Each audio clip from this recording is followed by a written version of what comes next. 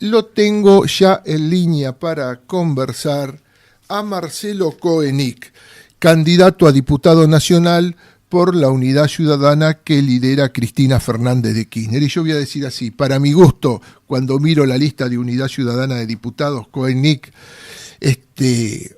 merecería ir un par de lugares, por no decir 4 o 5 lugares más arriba. Digo, un hombre del mejor peronismo revolucionario, de la mejor izquierda peronista, que él después me corrija si esto lo digo mal, digo, todo un intelectual y un luchador al mismo tiempo, digo, pero bueno, es la lista así como está constituida.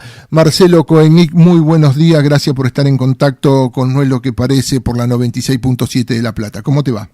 ¿Qué tal, Carlos? ¿Cómo te va? Y te agradezco mucho los conceptos, pero nosotros estamos muy orgullosos de estar en esa lista. No, claro, que Cristina te haya considerado, digo, a ver, dentro de lo que es el espacio, el ámbito, claro que, te debe hacer sentir orgulloso.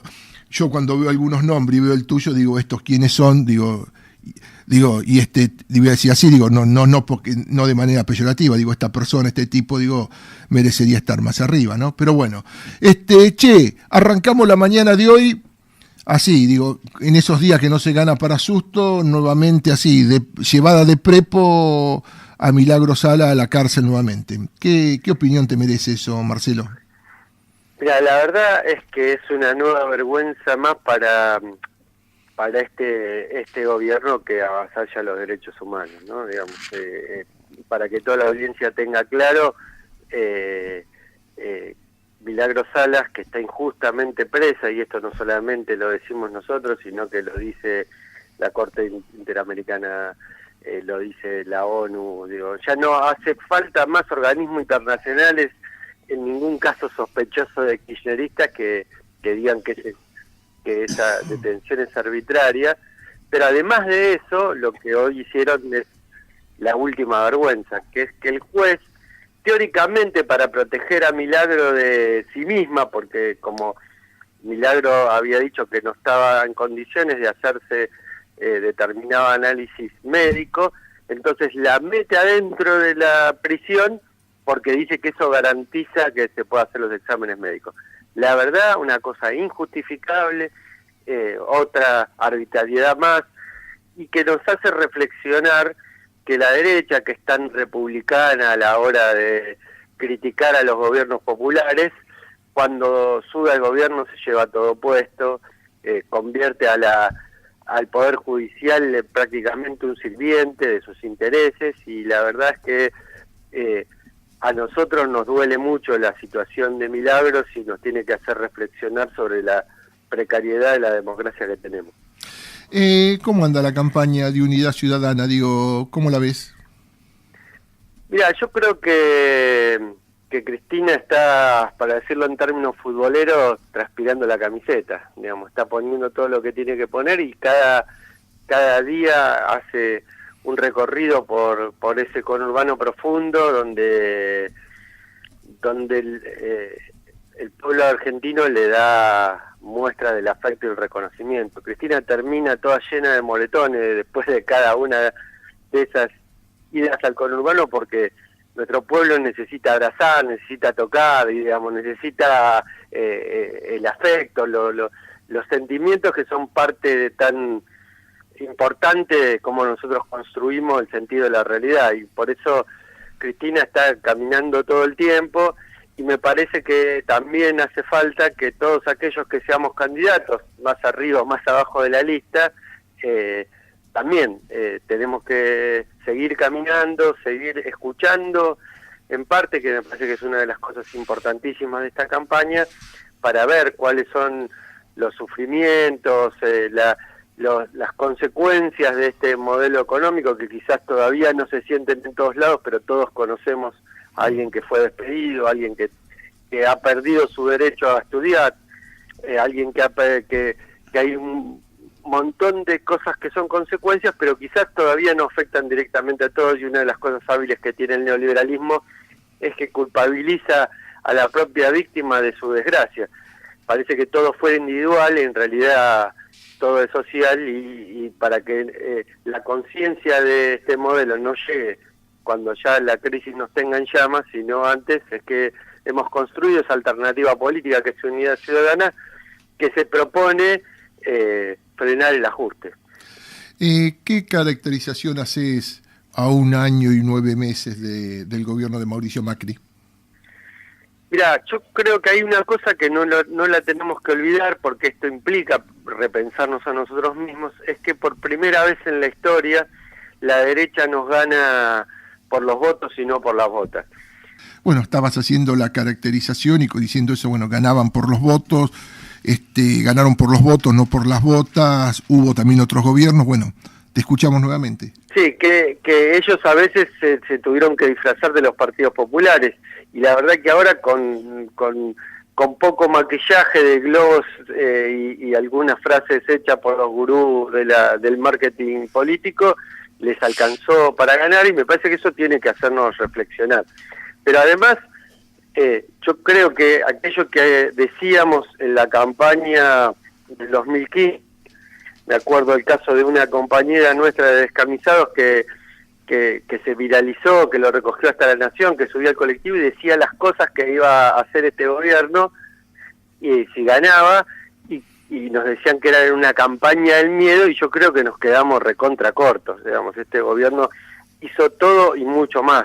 Si a mí me decían que este gobierno iba a contraer en menos de 2 años más de 100.000 millones de dólares de deuda externa, yo le decía, bueno, paremos un poco, es un poco exagerado. Sin embargo, duplicó la deuda externa, casi triplicó la deuda externa que contrajo la dictadura durante todos sus años entre el 76 y el 83, en solamente 2 años. O sea, claramente el modelo económico es un modelo de valorización financiera, igual que en la dictadura, y si bien no estamos en una dictadura, lo que claramente pasa, además de ese modelo económico, es que estamos precarizando la democracia, como dijo Cristina en Florencio Varela. El momento en que nosotros nos acostumbremos a que haya un desaparecido secuestrado en el marco de una represión hecho por fuerza del Estado y conducido políticamente, ahí vamos a tener una democracia degradada. Me parece que estos son algunos, no todos, pero algunos de los rasgos principales que nos permiten componer un poco la idea de a quién estamos enfrentando, ¿no? Un gobierno que gobierna para los ricos, que está compuesto por ricos, y parece un eslogan esto, pero no hace falta más que ver todos los apellidos de quienes nos gobiernan para darse cuenta que de qué clase social son. Y vos, sos candidato a diputado nacional por la provincia de Buenos Aires. Te hago 2 en una. Por un lado, porque vos, en la mayoría de los años peronistas, o justicialistas, o pejotistas en la provincia de Buenos Aires, vos poco tuviste que ver con más de uno de esos gobiernos. Así que te hago 2 en una. ¿Cómo ves a Vidal y cómo ves esa crítica de que lo que falta es por la corrupción de los 24 años, 25 justicialistas o pejotistas? Mira, es efectivamente, como decís, yo la mayoría de ese tiempo no fui oficialista de ninguno de esos oficialismos que manifestó el peronismo. Mi última expectativa, por lo menos en la primera etapa, fue durante el gobierno de Cafiero, así que te estoy hablando de fines de la década del 80, pero me parece que evidentemente ahí hubo bastantes deficiencias a la hora de gobernar la provincia de Buenos Aires, y que de alguna manera ahí hay consecuencias. Lo que está claro es que el gobierno de Vidal, lejos de solucionar cada uno de los problemas que conforman el problema central social de la Argentina, porque el conurbano es el gran tema social de la Argentina, lejos de solucionar nada, los empeoró. Y si había una crítica al gobierno provincial que era desparejo en el reparto de fondos, este gobierno de Vidal es altamente discriminatorio. No hace falta más que cruzar la frontera de alguno de las intendencias gobernada por la gente de Cambiemos y gobernada por el peronismo, y claramente de un lado no hay nada y del otro lado está lleno de obras. Digo, y claramente es una discriminación, y eso es justicia respecto de los habitantes de la provincia, porque la gobernadora tiene que gobernar la provincia para todos los bonaerenses, no solamente para aquellos distritos que los favorecieron a ellos con el voto. Me parece que este gobierno bonaerense, que además de la deuda externa que se generó a nivel nacional, endeudó también a la provincia, incluso por encima de las autorizaciones dadas por el Congreso Provincial. Es un pésimo gestión, pero tiene un blindaje mediático que pareciera que es la mejor gestión del universo. Sin embargo, si uno camina el conurbano profundo, se da cuenta de todas las injusticias y cómo se va perdiendo los días derechos. Carrió dijo, vos algo hablaste, digo en general, del caso Maldonado. Carrió dijo, hay un 20% de posibilidad de que esté en Chile con el RIN, ¿no? Digo, encima con el RIN, ¿no? Digo, ¿qué es eso? Un 20%, a ver, bueno, yo tengo un 20% de posibilidades de irme a Islas Canarias, digo. Claro, digo, tengo un 30% de posibilidades de comerme un matambrito hoy. Digo, pero fíjate que todas esas cosas son hasta posibles. A mí lo que me parece es que un político, ni aún un político en campaña, puede faltarle el respeto a una familia, ¿no? Porque nosotros hasta nos podemos reír de que Carrió ni siquiera se preocupó por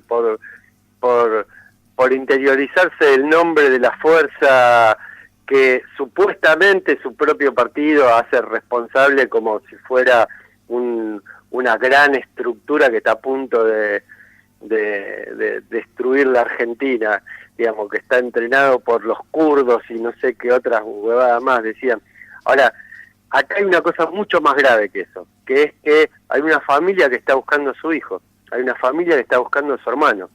Hay un pibe, ni siquiera es un pibe un militante orgánico ni nada, un pibe solidario que quiso participar con su solidaridad de la protesta de los pueblos originarios, y que fue secuestrado por la gendarmería. Bueno. Decía que para mí es una falta de respeto hacia la familia, ¿no? Y esto es lo que a mí más me duele, ¿no? Que alguien diga que existe, no digamos ya la ridiculez de ponerle porcentaje, pero que existe posibilidad de que Santiago esté en Chile. Si ella sabe algo, lo que tendría que hacer es decir, acá está, denunciarlo. Esa es la responsabilidad que uno requiere, una cuestión ética de los propios políticos, porque el político no es el que opina cualquier cosa sin ningún costo, sin ninguna... Realmente hay que ser más prudente a la hora de pensar, de opinar, por el impacto que tiene eso en muchas otras personas.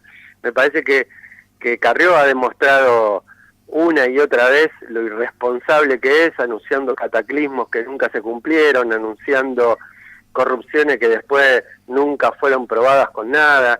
Digamos, no nos olvidemos también, y esto hay que decirlo con todas las letras, que la aparición pública de Carrió a nivel masivo tuvo que ver con que ella decía que le iban a entregar las carpetas de la corrupción la embajada norteamericana.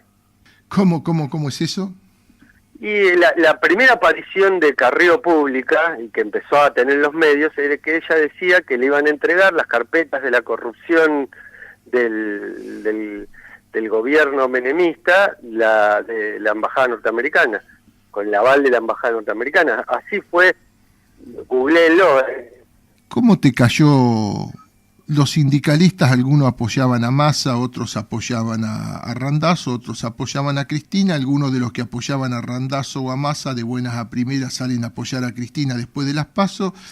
Todo ese grupejo estuvo en Mar del Plata en idea, dando loas a la gestión del presidente Macri, que están para dialogar, para apoyar, para sumar. ¿Cómo te cae eso? Yo hace un rato hablando con Di Marcio le decía bandorismo al palo, ¿no? Quizás si hay un pibe escuchando no sabe que quién era Bandor, un gran traidor, de aquel sindicalismo peronista de los 60, ¿no? Pero... Mira, me gusta mucho la historia, en particular la historia del peronismo. Creo que a veces muchos de los dirigentes sindicales actuales no les llegan ni al talón a Bandor. Porque Bandor, aún siendo un tipo desleal, un tipo que compitió con Perón, que llegó hasta competir en términos electorales contra Perón, ¿no? En el caso más notorio fue en la provincia de Mendoza, donde él apoyó a Cerú García en contra del candidato de Perón, que era Colbadán Alclares. No, vos decías que Bandor era mucho más que estos muchachos. Es así, y ir al coloquio de ideas, para ser muy concreto, a mí me parece que es una vergüenza para el movimiento obrero. Siempre en el movimiento obrero argentino hubo divisiones, discusiones, hubo sectores que fueron colaboracionistas, pero la verdad es que ir a rendirle pleitesía a los empresarios, a los grupos económicos, a mí me parece prácticamente una vergüenza para el movimiento obrero. Y me parece que hay, para contraponerlo también, actitudes dignas como la de la corriente federal de los trabajadores que conduce el gringo Michetti, Palazzo, Vanessa Siley de Judiciales, Walter Correa, estos dos de Curtidores, que estos dos últimos tengo el orgullo de compartir la lista de diputados nacionales con ellos, que tienen una actitud digna, que no van a arrodillarse ante los empresarios ni que le piden por favor al gobierno para hacer la pelea en defensa de los trabajadores. Che, y este peronismo que se viene, en el cual resaltan no a los gobernadores ni a los referentes, así, carismáticos, sino a los operadores, ¿cómo lo ves? Este trío, dicen, esta semana, me he azorado con algunos peronistas que te dicen, Unidad Ciudadana no es peronismo, pero ellos están en otro lugar, tampoco están en el peronismo, me refiero a algunos masistas, no viene el caso los nombres, pero no, 3 operadores bárbaros, con esto, en nombre de los gobernadores, reconstruimos el peronismo, Pichetto, Camaño y Bocio. Mira, yo creo que son... A ver, primera cuestión, yo creo que decir que Unidad Ciudadana no es el peronismo, decir que Unidad Ciudadana es no conocer el peronismo en la provincia de Buenos Aires, porque alguien puede creer que el peronismo de Buenos Aires es solamente el 5%, evidentemente es porque no conoce al peronismo. Después me parece que esos 3 operadores y muchos otros operadores que vos nombrás son gente sin votos, ¿no? Para poner el ejemplo de Bocio no pudo ganar nunca ni Tandil, así que, ¿con qué autoridad va a hablar? ¿Con qué autoridad va a decir qué tiene que hacer o dejar de hacer el peronismo? Alguien que aún con todos los recursos nunca pudo ganar ni siquiera una elección. Otro tanto podríamos decir de Pichetto, ¿no? Pichetto cada vez que se presentaba gobernador en la provincia hizo agua por los 4 costados. A mí me parece que cuando las aguas están revueltas, hay muchos que hablan en nombre de cosas que no tienen el gusto de conocer, y me parece que en este caso hay muchos que, yo no tengo un peronómetro, pero ni voy a decir este es peronista, este no es peronista. Ahora, la mayoría de los votos peronistas acompañaron a... Bueno, la mayoría de los votos peronistas acompañaron a Cristina, me decías. Sí, yo creo que eso es contundente y me parece que ese es un punto de acuerdo. Ahora, yo creo que después de octubre hay un barajar y dar de nuevo y tenemos casi la obligación de construir nuevas mayorías para vencer a esta derecha antiperonista que nos gobierna. Pero ese barajar y dar nuevo solamente no alcanza con plantear la idea de la unidad, sino que la unidad no es una política en sí misma, sino que tiene que estar muy claro el horizonte, y el horizonte es poder juntarnos y construir junto con todos aquellos que claramente sean opositores al gobierno neoliberal. Alguien que no es opositor en el gobierno neoliberal, aunque se diga o no se diga peronista, no es mi compañero. Lo que gusta es decir, para cerrar, de por qué hay que apoyar el 22, hay que votar a Unidad Ciudadana. Marcelo, por favor. Yo creo que es muy claro lo que se define en la provincia de Buenos Aires, lo que se define a nivel general, de si este gobierno tiene la legitimación para seguir ajustando, para seguir endeudando el país, para seguir haciendo ese cercenamiento de derechos y esa exclusión que es parte del programa neoliberal del ingeniero Macri, y también por una cuestión bien concreta, ¿no? Digamos, en la provincia de Buenos Aires se eligen 3 senadores, 2 por aquel que obtenga la mayoría y 1 por el que salga segundo. Si uno compara la trayectoria, la historia, la capacidad, la probanza de Jorge Tayana con la de Gladys González, no puede ni dudar que tiene que votar la Unidad Ciudadana, y lo que está en juego es quién es el tercer senador, porque ya Cristina Fernández de Kirchner y Esteban Burlich son ya senadores. Ahora hace falta discutir el tercero, y me parece que un peronista, entre un tipo con la historia de Jorge Tayana y una mujer con la historia de Gladys González, no puede dudar, ¿no? Digamos, entre el antiperonismo más puro, la corrupción, el uso ilegítimo e ilegal del título de funcionario y otras cosas por las cuales Gladys González estaba procesada, ¿de qué lado un peronista puede estar en esa disyuntiva? Marcelo Koenig, lo mejor el 22, bueno, y gracias por, así, en una nota accidentada, gracias a los celulares, gracias a las líneas telefónicas, gracias por haber pasado por la 96.7. Un gran abrazo.